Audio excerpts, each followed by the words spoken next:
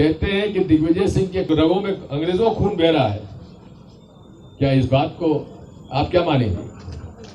अब उनको ही मुझे कटघरे में खड़ा करना पड़ेगा। सियासी अखाड़े की लड़ाई अब अदालतों के कटघरे तक पहुंचने लगी है। अपने विपक्षी पर दबाव बनाने का ये तरीका ज्यादा पुराना तो नहीं है, लेकिन उन आम पैंतरों पर भारी है जो अक्सर राजनेता इस्तेमाल करते हैं। लिहाजा दिग्विजय सिंह ने भी बीजेपी प्रदेश अध्यक्ष वीडी शर्मा को कोर्ट में घसीटने की चेतावनी दे दी है। जाहिर है कि व्यापम मामले में वीडी शर्मा दिग्विजय सिंह के खिलाफ मानहानि का केस दर्ज करवा चुके हैं। लेकिन दिग्विजय सिंह क्यों वीडी शर्मा पर मानहानि का मामला दर्ज करवाने का कह रहे हैं, उसकी वजह भी जान लीजिए। व्यापम और डीमैट की परीक्षा में जो मेरे पास जानकारी थी कि इन्होंने डीमैट के अंदर अपने लोगों को पिछले दरवाजे से उनको एडमिशन दिलाया है, उसके आधार पर मैंने आरोप लगाया। वो जब मुझे राष्ट्रद्रोही कहते हैं, पाकिस्तानी कहते हैं, अब उनको ही मुझे कटघरे में खड़ा करना पड़ेगा। वीडी शर्मा के बाद दिग्विजय सिंह अकेले ऐसे नेता नहीं हैं जो बयानों को लेकर कोर्ट जाने की बात कह रहे हो। राज्यसभा सदस्य और सुप्रीम कोर्ट के वरिष्ठ अधिवक्ता विवेक तनखा ने भी बीजेपी के दिग्गजों पर मानहानि का मुकदमा किया है, जिसकी सुनवाई भी जल्द शुरू होगी। हालांकि दिग्विजय के बयान पर वीडी शर्मा ने व्यापम मामले को कोर्ट में होने का कहकर कुछ भी कहने से इनकार कर दिया है। इसमें केवल मैं इतना कहूंगा कि ये मामला भी न्यायालय के अधीन है, इसलिए न्यायालय इस मामले को देख रहा है। गौर करेंगे तो कुछ सालों से राजनीति में मानहानि के मामले बढ़े हैं। कांग्रेस नेता राहुल गांधी इसका ताजा उदाहरण है। राजनीतिक गलियारों की चर्चा का निचोड़ तो ये भी है कि कहीं न कहीं नेताओं के बीच टॉलरेंस की कमी भी देखने को मिल रही है। लेकिन चिंता की बात तो ये है कि अगर किसी मामले में कोर्ट ने किसी नेता को सजा सुनाई तो उसके राजनीतिक करियर पर संकट खड़ा हो सकता है। बंसल न्यूज के सवाल नंबर 1, आखिर क्यों सियासी अखाड़ों की लड़ाई अदालतों के कटघरे तक पहुंच रही है? सवाल नंबर 2, क्या मानहानि के जरिए अपने विपक्षी पर प्रेशर बनाने का यह आसान तरीका है? सवाल नंबर 3, क्या नेताओं के बीच टॉलरेंस की कमी इसकी प्रमुख वजह है? नमस्कार, मैं हूं शरद द्विवेदी और आज का हमारा मुद्दा है किसका मान किसकी हानि। मान और हानि निश्चित तौर पर, मान होता है तो हानि भी होती ही है और कई बार डेलिब्रेट अटेम्प्ट भी होता है। हम में से कौन ऐसा होगा जिसकी मान हानि नहीं हुई होगी? लेकिन हम में से कौन ऐसा है जो अपनी मान हानि होने पर न्यायालय में गया? पहला आप सवाल खड़ा करेंगे अगर कि किसकी किसकी मानहानि हुई है बताइए, तो हर आदमी अपनी स्मृति पर जोर डालेगा। तो कई बार माफ़ कीजिएगा, वो ये भी कह सकता है कि पत्नी ने भी मानहानि की, कोई कहेगा माता पिता ने भी मानहानि की, माता पिता कहेंगे बच्चे ने मानहानि की, पुत्र पुत्रियों ने मानहानि की, वो कहेंगे माता पिता ने मानहानि की, दोस्तों ने मानहानि की, समाज ने मानहानि की। लेकिन जब आप कहेंगे अदालत में कौन गया, तो आपको मिलने वाले लोगों की संख्या शायद 2%, 3% से ज़्यादा नहीं मिलेगी। इसका मतलब है कि माफ़ कर देना बहुत अच्छी पॉलिसी है, क्षमा कर देना। लेकिन अगर मानहानि भी राजनीतिक हमले का टूल बन जाए, ऐसा हम नहीं कह रहे हैं सर, इस तरह की बातें फिजाओं में तैर रही हैं, तो बड़ी मुश्किल हो जाती है। आप लड़ते हैं, विचारधारा की लड़ाई लड़ते हैं, जंग लड़ते हैं, लेकिन जब ये जंग ऐसी हो जाए कि इन्होंने मानहानि की तो हम भी मानहानि करेंगे, मानहानि का मुकदमा करेंगे। और इसके पीछे मानहानि से अधिक ये बात है कि जैसे को तैसा की पॉलिसी अपनाएंगे। राजनीति में ऐसा हमने देखा नहीं है सर, और ये होता चलेगा तो ये अच्छा भी नहीं है, क्योंकि ये अगर एक ट्रेडिशन की तरफ बढ़ चला तो फिर कोशिश ये भी होगी कि चलो साहब, इतना अगर गंभीर मामला है और गंभीर बनाते हैं और गंभीर है भी, तब तो इनका डिस्क्वालिफिकेशन भी हो जाएगा। और ये तमाम चीज़ें, क्योंकि पहले कोर्ट में घसीटने की बात जब आम आदमी करता था या फिर संस्थागत रूप से भी होता था, तो ये कहा जाता था भाई साहब के होश ठिकाने हो जाएंगे जब कोर्ट के चक्कर काटेंगे। आज भी भारतीय मानस में ये बात है कि पुलिस से, न्यायालय से ईश्वर बचाए, लेकिन हमारे माननीय हैं कि कह रहे हैं इन्होंने मानहानि की है, हम भी नहीं मानहानि करेंगे। बहरहाल, लेकिन मानहानि से बहुत अच्छा है माफ़ कर देना। आज इसी पर बात करेंगे। ये हमारा विचार है सर। माननीय लोग जो सोचते हैं वही उनकी दृष्टि में सच है, उनके समर्थकों की दृष्टि में सच है। जो मेहमान हमारे साथ हैं उनसे मिल लीजिए। डॉक्टर हितेश वाजपेयी हैं, पूर्व अध्यक्ष हैं नागरिक आपूर्ति निगम के, वरिष्ठ और युवा नेता हैं भारतीय जनता पार्टी के। अजय सिंह यादव जी हैं, उपाध्यक्ष हैं, युवा नेता हैं कांग्रेस मीडिया विभाग के। मनोज सैनी हैं हमारे एग्जीक्यूटिव पॉलिटिकल एडिटर। मनोज, अब माफ़ी के लिए तो कोई तैयार दिखता नहीं है, माफ़ करने के लिए, क्षमा को एक बड़े परिप्रेक्ष्य में देखने के लिए। मानहानि की लड़ाई कहाँ तक आई? देखिए शरद जी, क्षमा बढ़न को चाहिए, छोटों को अपराध, ये कहा गया, लेकिन वर्तमान की राजनीति में ये कहीं दिखाई देगा तो अब नहीं लगता। अब कोई किसी को माफ़ नहीं करता। और इस बार का जो इलेक्शन है, अब आप देखिए चुनाव से जोड़कर ही इसको देखना चाहिए, वो माफ़ करने योग्य नहीं है। दोनों दल अपने अपने तरह से तैयारियों में लगे। लेकिन ये बिल्कुल आपने सच कहा कि पहली बार देखा जा रहा है कि राजनीति की लड़ाई न्यायालय तक पहुँच गई। हालांकि गडकरी और केजरीवाल का मसला याद होगा आपको, जिसमें माफ़ कर दिया, उन्होंने लिखित में माफ़ी मांगी थी और गडकरी ने माफ़ कर दिया था। तो क्या आने वाले दिनों में दोनों ही नेता की तरफ से, जैसा BD शर्मा जी ने जो लगाया उसमें भी मामला दर्ज हो गया, कोर्ट में है, तो अब सुनवाई तो होगी, जाना भी पड़ेगा दिग्विजय सिंह जी को। दिग्विजय सिंह जी ने आज जो इशारा किया, हमें लगता है फिर BD शर्मा जी को भी आना पड़ेगा।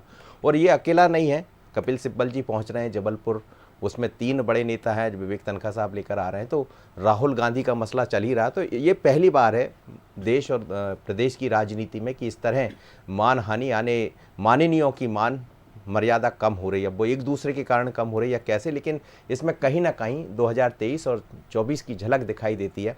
अब जो जितना अपना बड़प्पन दिखा देगा, मुझे लगता है वो माफ़ कर देगा।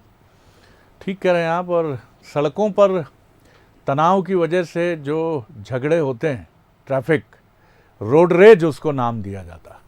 मैं सोच रहा हूँ कि आप पॉलिटिकल रेज इसको कहें।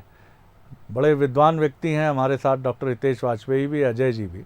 और डॉक्टर वाजपेयी को मैं अवश्य सुनूंगा कि ये पॉलिटिकल रेज अगर है तो भैया कहाँ तक है ये। पहले अजय जी आपकी राय सुनना चाहूँगा। जी देखिए शरद जी, कांग्रेस पार्टी ने हमेशा राजनीति में एक बड़े दिल की परंपरा रखी है। हमारे नेताओं के ऊपर समय समय पर विपक्षी दलों द्वारा राजनीतिक आरोप लगाए गए, मिथ्या आरोप लगाए गए, जो कि समय समय पर मिथ्या साबित भी हुए। लेकिन कांग्रेस पार्टी ने कभी इन मामलों को न्यायालय की तरफ बढ़ चढ़कर ले जाने का प्रयास नहीं किया। चाहे इंदिरा गांधी का ज़माना हो, चाहे राजीव गांधी जी का ज़माना हो, यहाँ तक कि मध्य प्रदेश में दिग्विजय सिंह जी के ऊपर हो। लेकिन कांग्रेस पार्टी ने राजनीतिक सौहार्द का माहौल बना के रखा। लेकिन पिछले कुछ दिनों में जिस तरह का माहौल बना, भारतीय जनता पार्टी के नेता आलोचना से जिस तरह से घबराए, तिलमिलाए और इन मुद्दों को न्यायालय में लेके और एक कहें कि टूल की तरह उपयोग किया। और राहुल गांधी जी का जो उदाहरण है वो सबके सामने है। उसी तरह से BD शर्मा जी जिस तरह से दिग्विजय सिंह जी के मामले में मानहानि में गए, जबकि यही दिग्विजय सिंह जिनके ऊपर 2003 से पहले उमा भारती जी ने किस तरह के आरोप लगाए और उमा भारती जी ने माफ़ी मांगी, दिग्विजय सिंह जी ने उन्हें माफ़ कर दिया।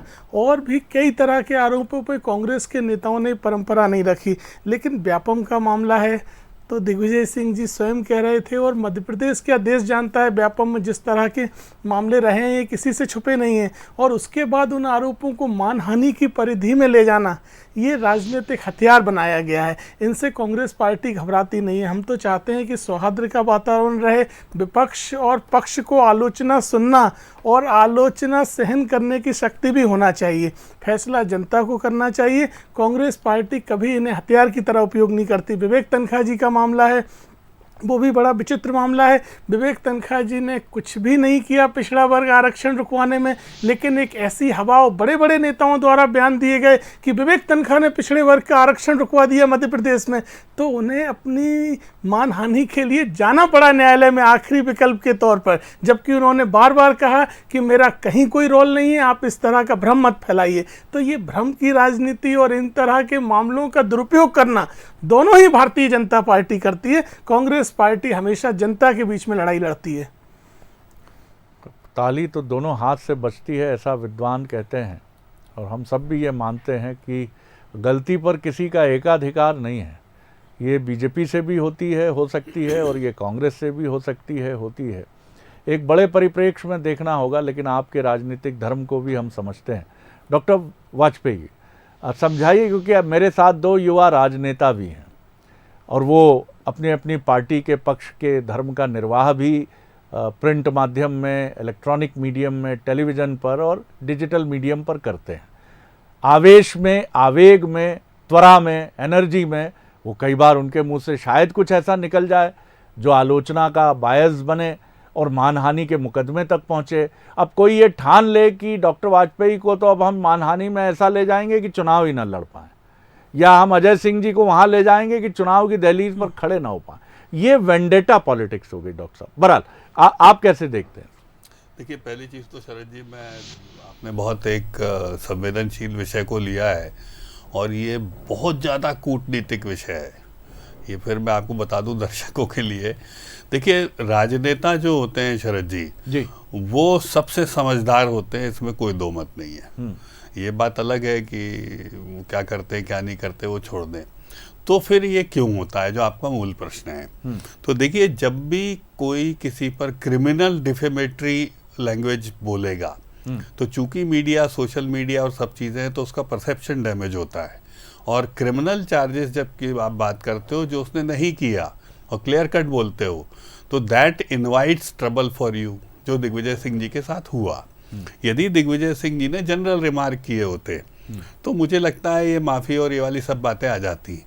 तो क्या होता है कि ऐसा करके आप भी तो सामने वाले को अवसर देते हो ना। भाई, विष्णुदत्त शर्मा जी का सीधा सीधा कहना है कि भाई जो चार्ज आपने लगाया, अब आज की भाषा आप देखिए दिग्विजय सिंह जी की अलग है। उनका कहना है मैंने यहाँ पढ़ा, यहाँ सुना, जो मैंने सुना वो कह दिया, ठीक है। लेकिन उस दिन जो उन्होंने बोला वो बड़ा मतलब सीधा कहने का तरीका था। तो मुझे लगता है यही बात वो अदालत में कह देंगे कि साहब जो मैंने सुना था कर रहा है, उसने दिया, मेरे पास कोई सबूत तो है नहीं जी। तो वहाँ पे उनको अदालत कह देगी ठीक है, आप एक अपॉलजी दे दीजिए कि आपका निष्कर्ष नहीं है, ये मैटर खत्म हो जाएगा। और कई मैटर खत्म हुए हैं। शिवराज जी के ऊपर जैसे आरोप लगे, आपको भी पता है, वो जब गए तो अदालत के सामने जो व्यक्ति थे, मैं नाम नहीं लेना चाहता नेताजी, तो कांग्रेस के उन नेताजी ने यही बात कही कि मैंने तो परसेप्शन के आधार पे कह दिया था, मैं क्षमा चाहता हूँ, मेरे पास कोई ऐसे एविडेंस नहीं है। ये ऑन रिकॉर्ड है सर। जी हाँ, जी हाँ। तो वो केस खत्म भी हो गया। अच्छा, शिवराज जी ने भी उसको विषय नहीं बनाया, आपको पता है, उन्होंने कभी ऐसे किसी भाषण में नहीं बोला कि मैंने नाक रगड़वा दिया, ऐसा कर दिया। लेकिन सर कोई ऑफेंडेड फील करता है तो उसका तो सर फिर आप कुछ नहीं कर सकते। और ये ऑफेंडेड फील करना, ये रणनीतिक भी हो सकता है जिसकी ओर आप इशारा कर सकते हो, और ये रियल भी हो सकता है शरद जी। ये तो वो केस टू केस निर्भर करता है। तो मुझे लगता है अब कि दिग्विजय सिंह जी बहुत बहुत कूटनीतिक रूप से बहुत तेज आदमी हैं। तो वो क्या करते हैं, जब चुनाव आते हैं तो बहुत तेज धार में बात करते हैं, क्योंकि उस समय उनको वोटों की फसल काटनी होती है। तो फिर सोचते हैं ठीक है, देखा जाएगा, अदालत में कर लेंगे। लेकिन कभी कभी टाइमिंग गड़बड़ हो जाता है, तो धोखे से ये जो केस है इसमें अब उनके खिलाफ आरोप तय हो गए। अब तो बहस होगी साहब। अभी तक क्या था, वो आरोप चूंकि तय नहीं थे, एक्सेप्टेड नहीं था, तो लाइटली चल रहा था जो आपने कहा उस माहौल में। तो क्रिमिनल डिफेमेशन शरद जी थोड़ा सा गड़बड़ होता है। और वो सर उसमें आप जैसे राहुल जी हैं, राहुल जी ने वहाँ सूरत में खड़े होकर बोला हाँ साहब मैंने बोला, तो आपने स्वीकार ही कर लिया ना। जैसे आप वहाँ भी आपके पास स्पेस थी, आप भी निकल के आ सकते थे, कोई कुछ नहीं बोलता आपको तो, लेकिन आप जज से ही अड़ गए। तो मुझे ऐसा लगता है कि ये थोड़ा सा प्रशिक्षण राजनेताओं का होना चाहिए कि उन्हें वापस कब आना है। मैं इस बात से सहमत हूँ, जिससे सौहार्द भी बना रहे, बात भी कही जा सके, और कटुता इस स्तर की ना हो जाए कि वाकई में एक दूसरे को। और दिग्विजय सिंह जी बहुत सीजनड है साहब, 10 साल मुख्यमंत्री रहे। मुझे ये अच्छा लगा कि आप दोनों ने, अजय जी ने और आपने जो कुछ बातें कही, जो संकेतों में आपने कह दी, जनता के लिए लड़े साहब, बहुत महत्वपूर्ण बात आपने कही। मुझे अच्छा लगा कि दो राजनेता जो हमारे साथ हैं वो राजनीति से परे भी कुछ देखने की कोशिश करते हैं, अपनी मर्यादा, अपनी सीमा के भीतर। मनोज जी, प्रभु की भी मानहानि हुई, मैं सनातन परंपरा की बात कर रहा हूँ जी, और किसी परंपरा की बात मैं नहीं कर रहा हूँ। लेकिन हमने देखा कि वहाँ भी ये कहा गया भाई कि क्षमा ही सर्वश्रेष्ठ है, और नहीं है तो फिर प्रभु ने खुद भी एक उपाय अपनाया, अपने से ही उन्होंने देखा। कृष्ण की अगर हम बात करें, प्रभु श्री राम की बात करें, महत्वपूर्ण बात यह है कि जैसे एक पैनल होता है लीगल लैंग्वेज में, इसको इस तरह से आप समझें कि वो अदालत के बाहर मध्यस्थता कराता है, क्योंकि कई बार दो पार्टियां, दो पक्ष बरसों बरस कोर्ट की दहलीज पर लड़ते हैं और एंड ऑफ द डे पाते हैं कि दोनों को कुछ नहीं मिला। और पेशी तो है, वो आएगी, आना पड़ेगा, वो आप नहीं आएंगे, आपके अधिवक्ता रिप्रेजेंट करेंगे। क्या राजनीतिक दलों में भी इस तरह की किसी आर्बिट्रेरी, किसी मध्यस्थ यूनिट की आवश्यकता लगती है कि जो कोर्ट के परिसर के बाहर जाकर कहे क्या दिग्विजय जी काहे को ये सब करना, और उधर वीडी भाई जी के पास भी जाए, वीडी शर्मा जी के पास, क्या वीडी शर्मा जी छोड़िए ना, वो वरिष्ठ नेता हैं कांग्रेस के, खत्म करिए इस बात को, क्या राजनीतिक लड़ाई करना। देखिए शरद जी, मुझे लगता है मध्यस्थता की जरूरत भी नहीं है। आप एक दौर याद कीजिएगा जब दिग्विजय सिंह सुंदरलाल पटवा के यहाँ जाया करते थे, या पटवा जी कई बार अभी भी जाते हैं। जी अभी गए हैं, एक हफ्ता 10 दिन नहीं हुआ है, अभी गए। भाभी जी उन्होंने कहा भाभी जी आपको प्रणाम करता हूं, मिले। उसके पहले या सुंदरलाल पटवा उनके यहाँ चले जाया करते थे। कई बार तो हमने देखा कि बहुत अलग तरह का माहौल देखने, लेकिन बीते वर्षों में इन सब चीज़ों में बहुत कमी आई है, एक कटुता बढ़ी है। और वो जिस तरह के दिग्विजय सिंह जी बड़े सीजन लीडर है, वीडी शर्मा जी भी उसी तरह के लीडर है। डॉक्टर वाजपेयी ने एक इशारा भी किया था, आप पकड़ पाए होंगे। जी जी, ये सब कूटनीतिक नहीं होना चाहिए, रणनीतिक नहीं होना। जी, आने जाने में भी कूटनीति, रणनीति, डिप्लोमेसी, ये नहीं होना चाहिए। मिलिए, खूब मन से मिलिए, होली मनाइए, दीपावली मनाइए। जी बिल्कुल ना मिलिए, लेकिन अब वो मिलना ही बंद हो गया, मिलना बंद हो गया तो फिर इस तरह का। दूसरा, धैर्य की कमी आई है, धैर्य दोनों तरफ से कम हुआ है, चाहे बीजेपी की बात करें, कांग्रेस की। कई बार हम ऐसे बयान पर ही हमें चर्चा करना पड़ता, तो हमें लगता है इन चीज़ों को दोनों ही दलों को समझने की ज़रूरत है। लेकिन जिस तरह का माहौल शरद जी, बहुत अलग तरह का ये चुनाव है 2023 का, इसमें साम दाम दंड भेद सब कुछ दिखने वाला, क्योंकि लगातार हम फील्ड कवर कर रहे हैं, दोनों दलों की बातों को देख रहे हैं, आम जनता से भी बात कर रहे हैं, तो ये नज़र आ रहा है। और ये शायद उसी तरफ इशारा कर रहा है, आने वाले दिनों में दोनों समझेंगे तो बेहतर ही होगा, ऐसा उम्मीद की जा सकती है। बिल्कुल आप सही कह रहे हैं मनोज। अजय जी, चंद बरस पहले की सच्ची घटना है। मेरे पास एक रिलेटिव का फ़ोन आया, उन्होंने बताया कि वो 80 वर्ष के थे। उन्होंने कहा कि उनकी बहू जो भोपाल में शादी हुई, पुत्र उनके भोपाल में थे, उन्होंने कहा डावरी एक्ट का मामला दर्ज करा दिया गया, और जो 2 अविवाहित मेरी बेटियां हैं उनको गिरफ्तार करने मध्य प्रदेश पुलिस आई है लखनऊ, और मुझे भी ले जाने की तैयारी है। उनका कहना है कि आप लोगों ने प्रताड़ित किया, जबकि हम तीनों सिर्फ एक बार भोपाल गए हैं। कानून बहुत अच्छे बनते हैं, नियम शोषण और प्रताड़ना के विरुद्ध खड़े होते हैं, लेकिन कई बार ये प्रताड़ित पक्ष, तथाकथित प्रताड़ित पक्ष की तरफ ऐसे झुक जाते हैं कि दूसरा पक्ष कई बार निर्दोष होते हुए भी बहुत प्रताड़ना का शिकार होता है। मानहानि भी कहीं ऐसा ना बन जाए।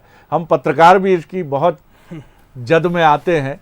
मानहानि के मामले, एक गलत ब्रेकिंग चल जाती है और दूर बैठा कोई व्यक्ति मानहानि का मामला करा देता है। ये उनका अधिकार है, लोकतांत्रिक अधिकार है, लेकिन इसके बीच में उन चुनौतियों को समझने की भी ज़रूरत है जो एक पत्रकार के साथ होती हैं। जहां बहुत सारा काम हो रहा है वहां गड़बड़ी की गुंजाइश होती है, और राजनेताओं को भी ये समझ, मुझे लगता है जैसा डॉक्टर साहब ने कहा कि बहुत समझदार होता है, तो इसके पीछे भी कूटनीति, रणनीति क्यों है सर?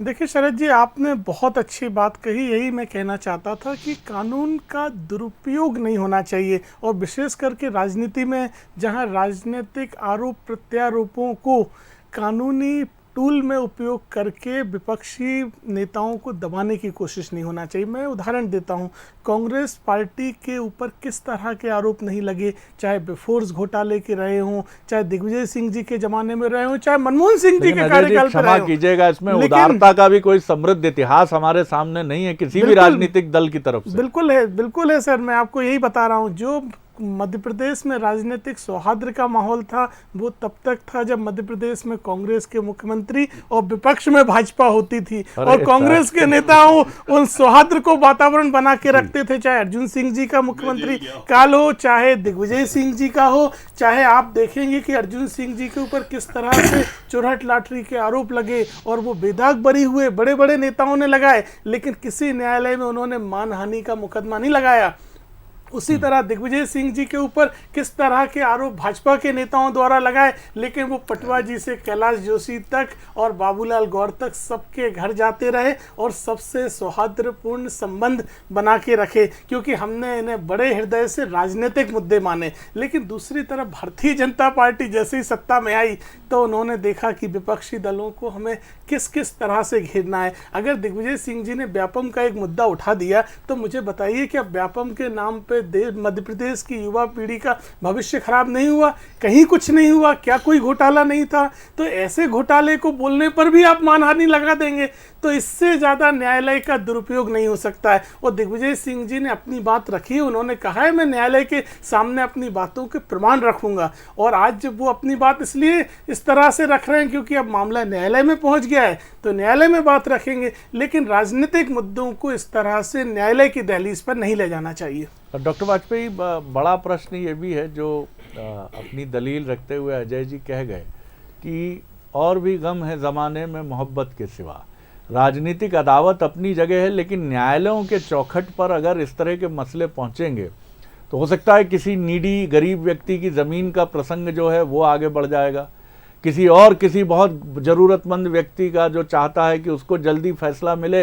लेकिन जब इस तरह के पॉलिटिकल अदावत के मामले भी न्यायालय की चौखट पर बड़ी संख्या में पहुंचेंगे, सर आप बहुत समझते हैं क्योंकि आपके परिवार की पृष्ठभूमि ऐसी है कि वहाँ इस तरह के विद्वान जजेस की भी एक परंपरा हमने देखी है, आप कैसे देखते हैं इस मसले को? देखिए, आप तो मुझे लगता है 100 साल पीछे ले जाना चाहते हो समाज को। जब आदमी पुलिस और न्यायालय की बजाय के बोलता था हम पंचायत में फैसला कर लेंगे, तो आपको याद आ रही होंगी, वो फिल्में भी याद आ गई होंगी। सर मैं प्रेमचंद का बड़ा मुरीद हूँ, आपने ठीक मेरे मनोविज्ञान को ठीक पढ़ा आपने जी। तो सर वो दौर खत्म हो गया शरद जी हाँ, जी हाँ, मैं आपकी बात से मैं सहमत हूँ आपसे। नैतिकता के ऊपर राजनैतिकता हावी है, इसमें कोई दो मत नहीं है। और देखिए, मैं फिर अगेन कहना चाहूंगा, जब आप न्यायालय में चले ही जाओगे, भले दो सगे भाई चले जाएं, तो जज का काम तो न्याय करना है सर, वो सुनवाई शुरू कर देगा। और दुरुपयोग उपयोग कुछ नहीं होता। दुरुपयोग तब होता है जब झूठा आरोप लगाता है व्यक्ति और आप मान के चलो केवल उसको न्यायालय तक ले जाना उद्देश्य है। लेकिन जब कन्विक्शन होता है, शरद जी आप सुनना ध्यान से जी, तो कन्विक्शन तो सर जज देता है। अब वो चाहे राहुल जी के मामले में कन्विक्शन हुआ हो, ठीक कर रहे हैं, चाहे दिग्विजय सिंह जी भी कन्विक्टेड हैं, 1 साल की सजा उनको हुई है जब वो घूम रहे हैं। उसके बाद आप देखिए बाकी लोग बेल पर भी हैं। मैं नेम ड्रॉपिंग में नहीं जाना चाहता हूं क्योंकि चर्चा आप बहुत अच्छे परिवेश में कर रहे हैं। चुरहट को लेकर वो पूरा विषय न्यायालय में था। शरद जी आपने स्टोरीज करी हैं उस पर, मुझे बहुत अच्छे से ध्यान है कि आप लोगों के समय का वो कांड है और उसमें सजा हुई है लोगों को। और चूंकि वो एक राज्याश्रित लोगों के स्वाभाविक है कि परिदृश्य में सारा कांड हुआ था और उसमें सजा हुई है लोगों को, तो आप समझ सकते हो आरोप लगाए गए वो निर्दोष साबित हुए। मैं बता रहा हूँ ना, लेकिन राजनीतिक रूप से लांछन और छवि खराब करी गई, मेरी यहाँ बात तक कि पद से त्याग करना पड़ा। जुडिशियल ट्रायल, इससे ज्यादा क्या होता है? पद तो आपका लिया गया था इंदिरा जी और सोनिया जी द्वारा, हमने कभी नहीं लिया, हमारी हैसियत ही नहीं थी हम आपका पद ले लेते। वो आपका इंटरनल मामला था। यस, जबकि राजनीतिक रूप से वो निर्दोष साबित हुए। एग्रीड। तो फिर सोनिया जी ने क्यों पद ले लिया या राजीव जी ने क्यों पद ले लिया? लेकिन आरोप किसने लगाया? ऊपर है ना, उस समय नैतिकता के आधार पर हमारे नेता तो सर मेरी जल्दी से सर मुझे बताइए, अभी तो कन्विक्टेड हो कि नहीं हो? न्यायालय ने कन्विक्टेड कर दिया ना, अब दे दो चलो इस्तीफा, दो राज्यसभा से इस्तीफा, 1 साल के कन्विक्टेड हो आप, नैतिकता पे दे दो, इतनी बड़ी नैतिकता है आपके ऊपर, तो आप तो अब नहीं दोगे, तब बोले हमने नहीं। तो ये जो हम अपने अनुकूलता के हिसाब से निर्णय लेते हैं ना शरद जी, तो यही बात ये साबित करती है कि नैतिकता खत्म हो गई है, केवल उसका जामा पहनाया जाता है, राजनीतिकता हावी है। इसीलिए साहब विष्णुदत्त शर्मा जी को भी अपनी नैतिक परिदृश्य को स्पष्ट करने के लिए अब न्यायालय, क्योंकि पंचायतों में दम रही नहीं साहब, तो उनके पास एक ही रास्ता है, साहब ठीक है मैं जज से फैसला करा देता हूं, आप वहां पे दे दो जाके। तो मुझे लगता है कि now we have come to आज ये दैट एंड जहां से रास्ता कहीं नहीं जाता। उत्तर भी हमारे राजनीतिक मेहमानों ने दिए हैं। हम जैसे सूत्रधार जो एंकर कहलाते हैं, आमतौर पर हम लोग ज्ञान और प्रवचन देने के लिए कुख्यात हैं, लेकिन आज मुझे बहुत खुशी है कि राजनीतिक मेहमानों की तरफ से समाधान आए हैं। और सबसे बड़ी बात है कि अब न रहे वो पीने वाले, अब न रही वो मधुशाला। इसको सही अब तो आते भी बंद हो गए साहब। संदर्भ में ग्रहण करिएगा। अब आते भी बंद हो गए और किसी संदर्भ में मत लीजिएगा, क्योंकि अब नैतिकता के प्रतिमान दूसरे हैं। इसलिए ये सारी बातें कहने सुनने का अर्थ नहीं है, लेकिन ये समझना पड़ेगा कि आप इसका जवाब कैसे दे सकते हैं। अगर आपको कोई चीज़ पसंद है, अगर आप कहते हैं कि आज भी मैं मानवीय संबंधों को पसंद करता हूँ, मेरी विवाह नाम की संस्था में गहरी आस्था है, मुझे लगता है कि अपने बच्चों से बहुत स्नेह का बंधन होना चाहिए, तो ये तो 1000 साल पहले भी था। तो साहब ये तो कोई पुरानी परंपरा नहीं हुई। तो ये क्या अदावत, दुश्मनी, लड़ना, ये बहुत पुरानी परंपरा हो गई या नया कुछ आपको गढ़ना है? तो जहां आपको अपनी सुविधा लगती है वहां पुराना प्रिय है, और जहां आपको लगता है कि अब कन्वीनियंस करना है तो वहां नया प्रिय हो जाता है। लेकिन इतना सही है कि इसका रास्ता खतरनाक है, और ये कब कहाँ नुकीली धार बनकर किसको हमेशा के लिए जख्म दे दे जो भरे ना, कहना मुश्किल है। ईश्वर ना करे कि हमारे राजनीतिक दल इससे घायल हों। और मुझे लगता है कि हमेशा सिल्वर लाइन चमकती रहती है, कहीं यहाँ भी कहीं चमक रही होगी और कह रही होगी, हे नादान एंकर, इतना दुखी और नैराश्य भाव में मत जा, सब बदलेगा, परिवर्तन आएगा। और तू ऐसे देश में है जहाँ चीज़ें कभी भी बहुत नकारात्मक नहीं होती हैं। तो इसी उम्मीद के साथ इस बातचीत को विराम देते हैं। बहुत धन्यवाद डॉक्टर हितेश आचार्य, बहुत धन्यवाद अजय जी, धन्यवाद मनोज जी। आगे देखिए छत्तीसगढ़ आज का मुद्दा, दंतेवाड़ा, सीधी चुनौती। नमस्कार।